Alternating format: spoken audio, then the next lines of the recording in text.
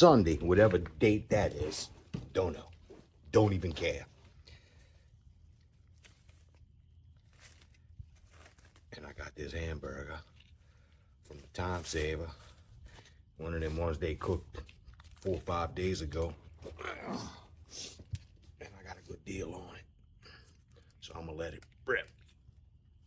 Little dukes. And a lot of mustard. And I have to build these 2 door stands or door rotisseries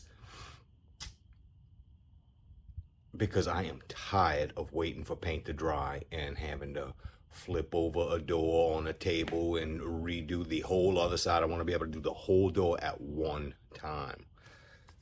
So I've completely designed and I'm about to execute a real door rotisserie. But it's gonna take some doing and I need some energy. And that bread is not good for me. But I'm hungry. All right, I'll set you up outside.